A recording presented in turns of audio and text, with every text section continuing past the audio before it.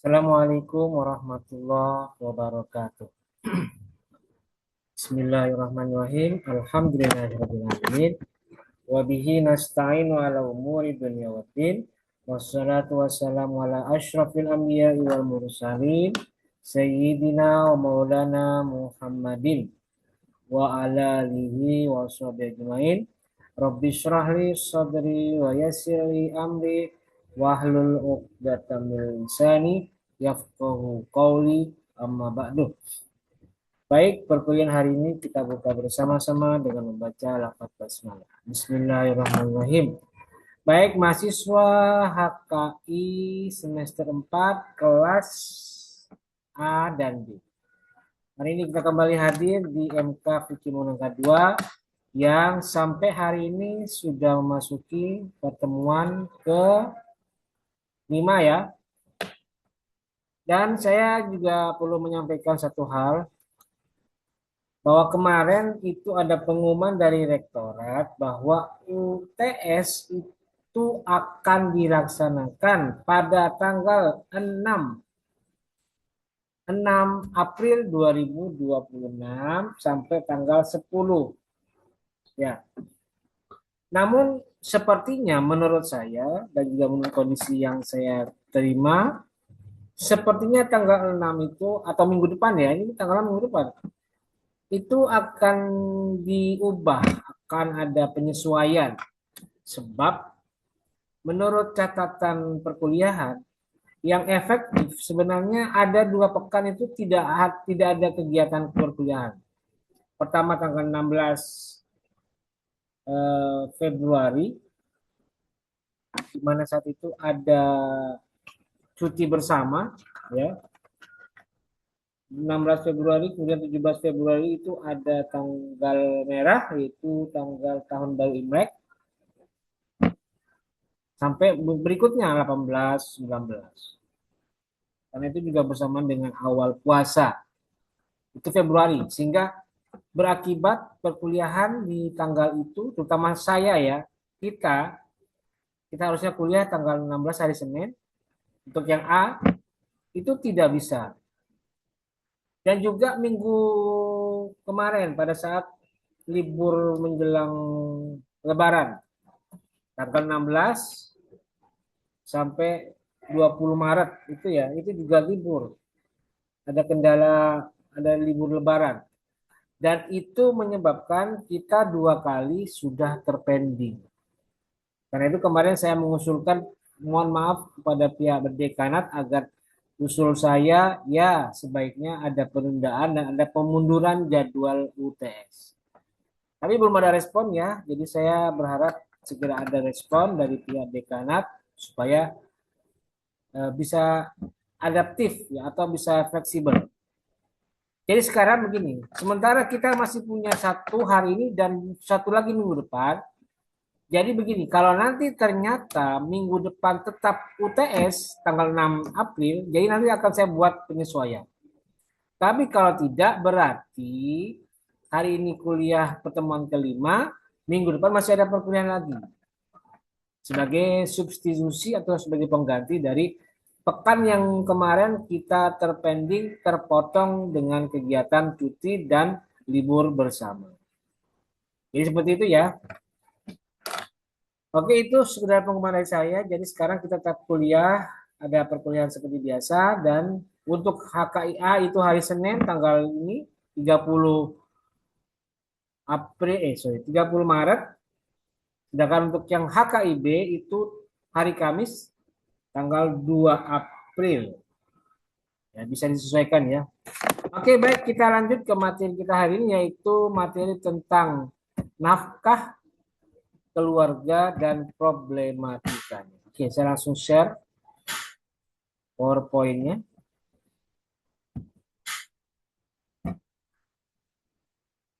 Bentar ya.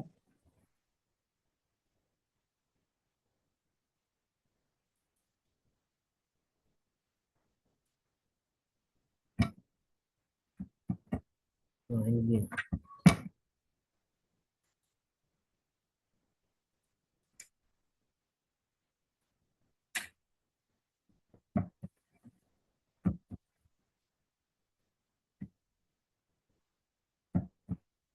Nah, ini dia ya. Materi kita hari ini adalah dan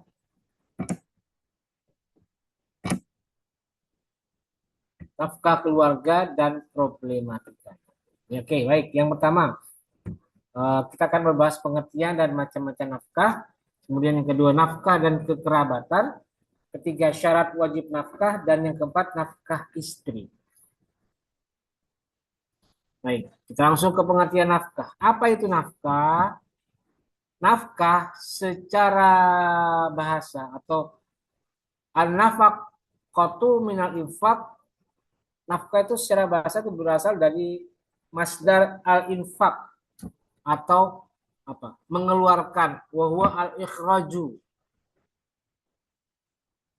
Mengeluarkan apa? Mengeluarkan harta benda untuk kepentingan kebutuhan seseorang atau orang lain. Wala yusta'malu illa fil khairi, dan penggunaannya itu hanya untuk hal-hal yang bersifat kebaikan, bukan kejelekan, apalagi kemaksiatan.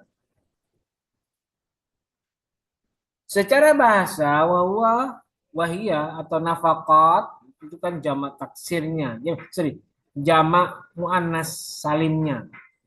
Kalau infak itu masdar mufrad tentu saja.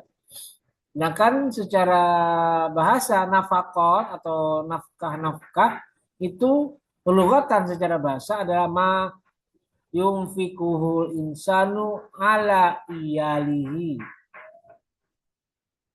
Sesuatu yunfikuhul insan yang seseorang atau manusia itu mengeluarkan hartanya ala iyalihi untuk keperluan keluarganya.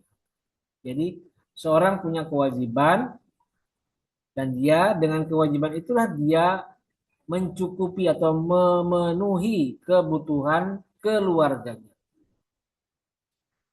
Wahya fil asli ad-darahimu minal amwal. Maksudnya adalah nafkah itu adalah asalnya adalah ad-darahim, eh, apa namanya?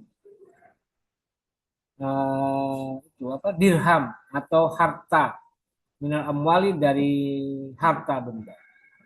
Sesuatu yang berharga atau dirham dari harta benda. Wa syara'an secara syara, nafkah adalah kifayatuman yamunuhu, yaitu mencukupinya seseorang yang berada di bawah tanggungan dia. Siapa yang? Berarti keluarganya. Pinatami berupa kecukupan makanan, wal kiswati pakaian, wasukna dan tempat tinggal. Warufat secara adat kebiasaan itu makanan. Nah, itulah yang disebut dengan nafkah. Berhubungan dengan kewajiban mencukupi kebutuhan keluarga. Nah, sekarang macam-macam nafkah. Apa saja nafkah itu macam-macamnya? Ada dua, wan nafaqatu kismani. Pertama, nafaqatun tajibu lil insani ala nafsi idza qadara 'alaiha. Yaitu nafkah yang wajib bagi seseorang atas dirinya sendiri. Jadi artinya kalau dia sudah dipandang mampu dan dia mampu membiayai makanannya, kemudian pakaiannya, maka itu wajib bagi dirinya sendiri. Dia mampu menafkahi dirinya sendiri. Itu yang pertama. Yang kedua, wa nafaqatun tajibu alal insani li ghairihi. Nafkah yang wajib bagi seseorang li ghairihi untuk orang lain. Jadi ini yang pertama tadi sudah dirinya, baru yang kedua baru orang lain. Yang orang lain itu siapa? Ya, wa asbabu wujubiha salah satu. Sebab-sebab kewajiban nafkah ke orang lain itu ada tiga.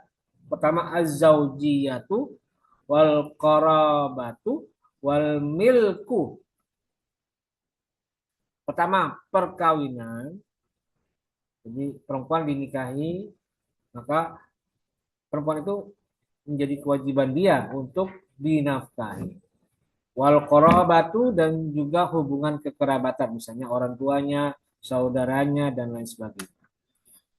Wal milku dan juga hak kepemilikan atau seperti perbudakan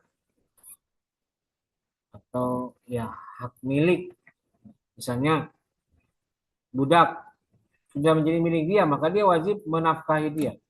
Atau barang misalnya, atau hewan, itu juga kan butuh perawatan. Maka kewajiban perawatan, kewajiban menanggung biaya perawatan itu ada di pundak seseorang, pundak dia. Nah, ya sekarang kita bahas satu-satu itu. Tadi perkawinan, kemudian al-qorobah, kemudian al-milku. Sekarang yang pertama az-zaujiyah. Hak berkait, hak hak-hak yang menjadi kewajiban karena faktor perkawinan. Maksudnya apa? Jadi perempuan wajib dinafkahi atau istrinya wajib dinafkahi itu eh, wahya sab'atun. Ada tiga, ada tujuh perkara, tujuh aspek. Pertama at-ta'amu, makanan, wal idamu, eh, apa? Lauk pauknya, wal kiswatu, pakaiannya, wa alatu tanzifi dan alat pembersih, pembersih rumah tangga, wa mata'ul baiti, perabot rumah tangga, wasukna dan rumah atau tempat tinggal, wa khadimun dan pembantu atau asisten rumah tangga, ingka natiz zaujatu mimman takhdumu, jika istrinya menginginkan adanya pembantu. Jadi itulah tujuh aspek yang wajib ditanggung oleh suami sebagai kewajibannya menafkahi istri. Nah, berikutnya juga itu berhubungan dengan kerabat. Tadi kan ada keterangan wal qarabatu. Nah, pertanyaannya siapa saja kerabat yang wajib dinafkahi? Kita lihat. Wal qarabatul mujibatu atau al mujabatu lin nafaqati. Kerabat yang wajib dinafkahi. Lil madzahibi ara'u arbatun. Tatafawatu fima bainaha doyikon wat pisaan fi tahdidi madal qarabatil mujabati lin nafaqati.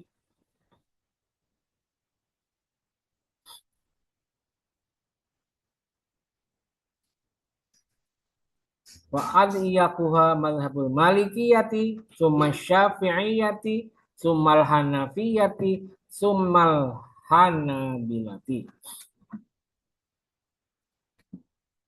Untuk nafkah kepada keluarga itu para ulama mazhab yang empat itu berbeda pendapat atau ada pandangan yang beragam. Tatafawatu fima bainaha doyikon watisaan. Mereka melihat kekosongan atau kehampaan atau ke apa namanya? Ada celahnya fima bainaha di dalam hal bainaha di antara masalah-masalah nafkah doyikon watisaan, luas dan sempit. Fi tahdidi madal qorobati dalam melihat batasan apa namanya menafkahi keluarga. Al mujabatu linafkah yang wajib dinafkahi. Jadi artinya gini, mazhab ulama yang empat itu berbeda pendapat. Apakah ini wajib dinafkahi atau tidak wajib? Dan perbedaan itu bersumber dari mereka memandang ini ketat atau tidak ketat, sesuai atau tidak dengan maslahatnya, kebaikannya, kemanfaatannya. Nah, di sini diurutkan siapa yang paling ketat. Fa'adiyakuha, yang paling ketat itu mazhabul Malikiyah. Mazhab Malikiyah, kemudian Syafi'iyah, kemudian Hanafiyah, dan yang paling longgar itu adalah Hanabilah. Nah, sekarang kita lihat pandangan ulama terkait saudara-saudara atau kerabat siapa sajakah yang wajib dinafkahi. Yang pertama mazhab Syafi'iyah. Menurut Syafi'iyah, kerabat yang paling berhak mendapatkan nafkah itu adalah orang tua ke atas. Bapak, ibu, kakek, nenek. Itu yang paling berhak. Dan yang berikutnya adalah kerabat anak ke bawah. Jadi anak, cucu. Itu yang wajib dinafkahi oleh seorang laki-laki atau seorang kepala rumah tangga. Itu mazhab Syafi'iyah. Berikutnya, Malikiyah.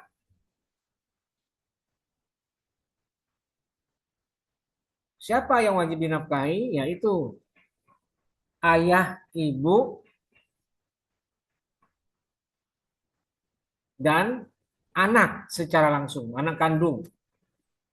Nah, kakek nenek gimana? Tidak wajib. Cucu bagaimana? Tidak wajib. Hanya ayah, ibu, anak. Udah stop. Baik laki-laki atau perempuan. Nah, itu aja. Yang lain tidak. Itu mazhab Malikiyah. Berikutnya, mazhab Hanafiyah. Wajib menurut Hanafiyah, wajib hukumnya memberi nafkah kepada kerabat mahram karena pernikahan. Ya, selama itu mahram wajib. Itu Hanafiyah. Siapa? Ya, pasti aja. Bapak, ibu, anak, cucu, saudara kandung. Itu kan mahram.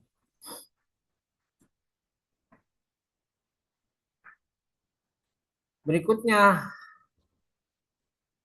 Hanabilah.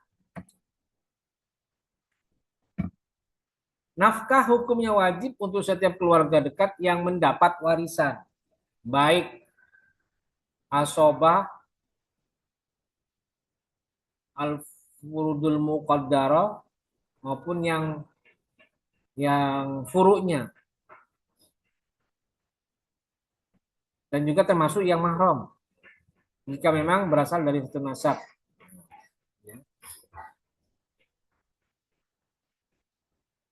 Tapi untuk paman yang tidak satu jalur nasab, paman atau saudaranya bapak ibu, itu tidak termasuk, tidak wajib karena kekerabatannya lemah. Walaupun mereka tetap mendapat warisan. Paman dapat ya dapat asalkan belum selama tidak ada ayah, selama ayah ibu tidak ada. Selama ayah ibu sudah meninggal. Nah, itu mazhab Hanabila. Nah, kesimpulannya bagaimana?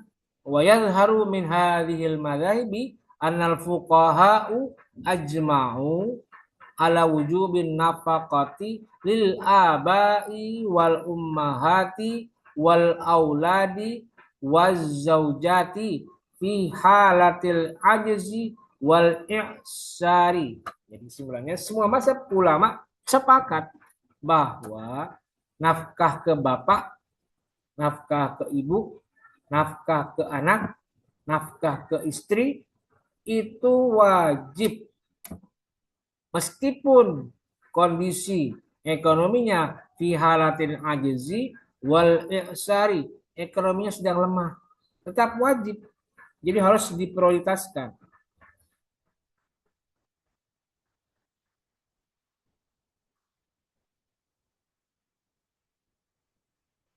Wa kana munfiqu musiron, dan ada kemampuan orang yang memberikan nafkah itu musiron, sedang luas ekonominya, lagi gampang, lagi mudah.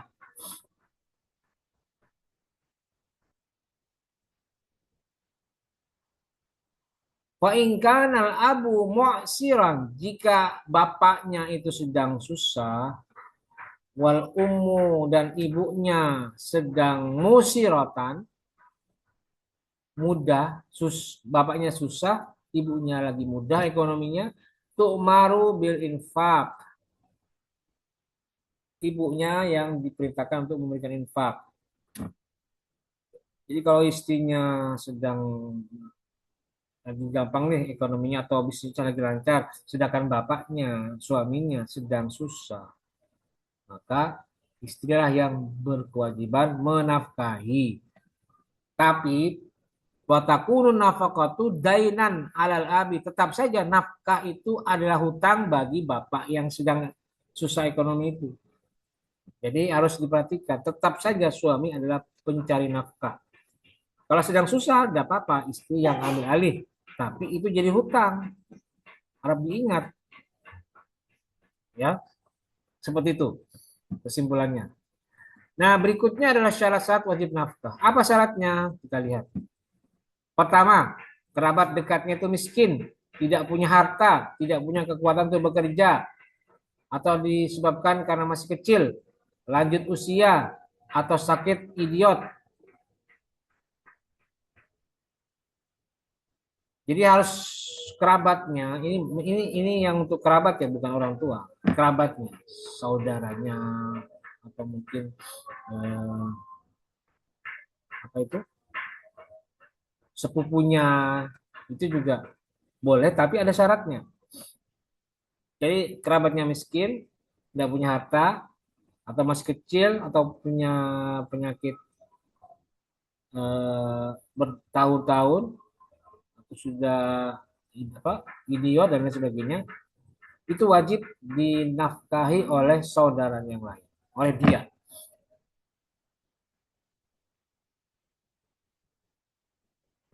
Tapi kalau orang tuanya, misalnya sepupu dia, lemah ekonomi, hanya punya sepupu kita, tapi orang tuanya mampu, ya sudah, berarti kemampuan, kewajiban nafkah bukan jatuh ke kita, tapi kepada orang tuanya.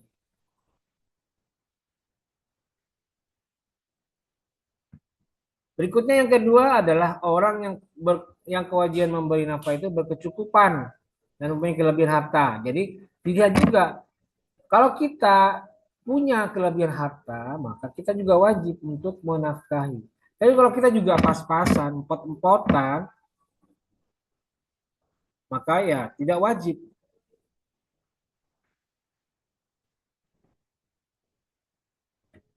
Kemudian yang ketiga, orang yang memberi nafkah masih terhitung kerabat mahram. Jadi ya dilihat mahram atau bukan, masih hubungan darah atau tidak.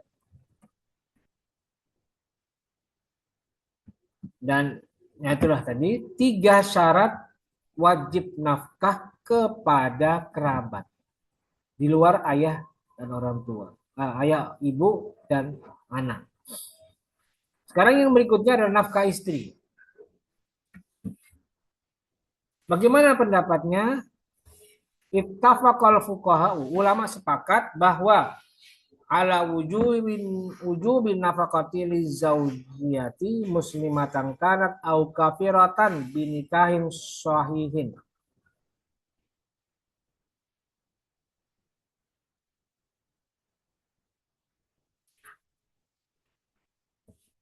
Menurut ulama sepakat nafkah kepada istri itu wajib hukumnya. Muslimatan kanat au kafirotan, baik dia muslim atau kafir, tapi nikahnya sahih, nikahnya sah. Misalnya istrinya murtad. Selama belum ada perpisahan atau mungkin sedang masa masa negosiasi atau mungkin masa menasihati agar kembali lagi ke Islam, itu tetap wajib dinafkahi istrinya yang sudah kafir tadi, yang sudah murtad tadi itu, ya. Nah, faida tabayyana fasadu zawaji wa butlanuhu raja'ar zauju alal mar'ati bima akhadathu minan nafaqati. Kalau ternyata pernikahannya fasad, rusak atau mungkin batal gara-gara satu hal, misalnya fasad karena apa itu? Karena ketidaksesuaian atau kebohongan, ya maka nikahnya kan rusak, maka suami itu berhak untuk menuntut pengembalian nafkah. Jadi wajib ya hukum menafkahi istri. Yang berikutnya syarat wajib nafkah. Nah, syarat wajib nafkah menurut jumhur ulama itu pertama adalah istri menyerahkan diri kepada suami dengan sepenuhnya. Jadi istrinya harus taat sam'an wa ta'atan. Yang kedua, istri sudah dewasa dan mampu melakukan hubungan suami istri. Jelas ya. Yang ketiga, akad nikah yang dilangsungkan termasuk akad nikah yang sah, bukan fasid atau batal. Keempat, hak suami tidak hilang dalam hal penahanan istri tanpa izin syar'i. Misalnya nusyuz. Bahasa nusyuz itu ya istrinya kan membangkang. Itu itu tidak hilang hak menafkahi. Sedangkan Malikiyah syarat pertama syarat sebelum dukhul dan syarat sesudah dukhul. Ada dua. Untuk sebelum dukhul apa? Ini dia. Syarat wajib nafkah itu satu, siap untuk didukhul. Kedua, istri mampu melakukan hubungan intim suami istri. Tiga, suami sudah balik. Empat, salah satu dari suami istri tidak dalam keadaan sekarat. Yang kedua, sesudah dukhul itu syaratnya satu, keadaan ekonomi suami sedang lapang atau sedang mudah, rezekinya lancar. Yang kedua, istri tidak menghilangkan hak suami atas dirinya tanpa izin syar'i. Nah, itu tadi penjelasan tentang nafkah dan sekarang saya akan memberikan tugas. Tugasnya apa? Nah, jawablah pertanyaan berikut ini. Bagaimana nafkah istri yang menjalani profesi sebagai wanita karir atau bekerja di luar rumah? Kalian harus menjawab dengan kitab Waba Azwaili Al-Fiqhul Islami Wadilatuhu Juz 7 halaman 792 sampai 793. Wajib ya dibaca ini langsung jawab. Pakai referensi ini. Jangan sampai lihat referensi yang lain. Bagaimana ketentuannya? Kita lihat ininya ya, apa namanya? Pengumuman di GCR-nya ya. Nah, dulu ya.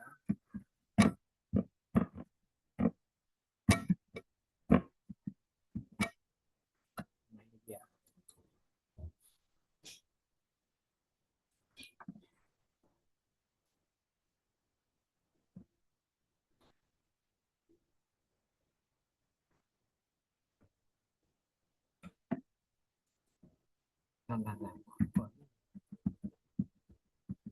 Nah. Salah.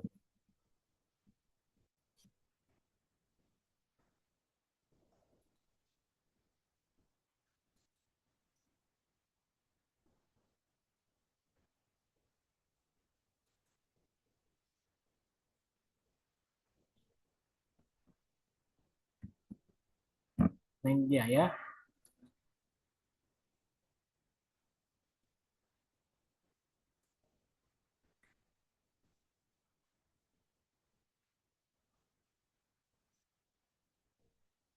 Nah, ini ya. Ketentuannya adalah satu, dikerjakan secara individual. Ingat ya, tugas pribadi bukan tugas kelompok. Oke. Yang kedua, diketik di MS Word. Ketiga, batas akhir pengumuman tugas adalah untuk kelas A hari Senin tanggal 6 April 2026 jam 7 pagi. Sedangkan untuk kelas B itu hari Kamis tanggal 2 6 April, sorry. Ya betul 6 April untuk kelas A Dan yang kelas B hari Kamis tanggal 9 April 2026 jam 7 pagi. Ingat, jam 7 pagi dikumpulkan. Dan perhatikan batas akhir pengumpulan. Jika sudah mencapai waktu terakhir pengumpulan, maka mahasiswa tidak dapat mengumpulkan tugas dan bersangkutan dianggap tidak mengerjakan tugas. Jadi tolong diperhatikan baik-baik. Batas akhirnya adalah tanggal 6 April yang A, yang B tanggal 9 April.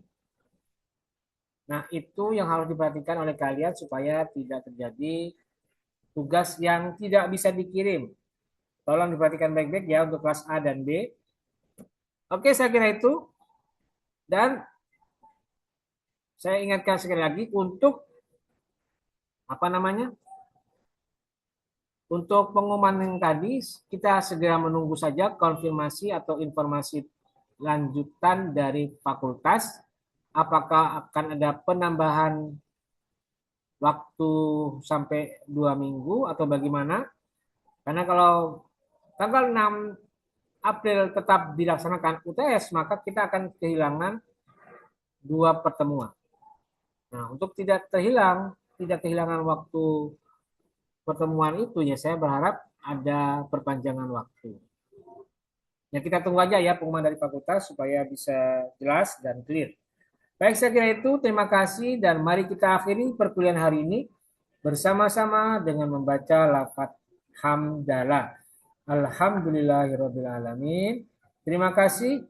Wallahul muwaffiq ila aqwamit thoriq. Wassalamualaikum warahmatullahi wabarakatuh.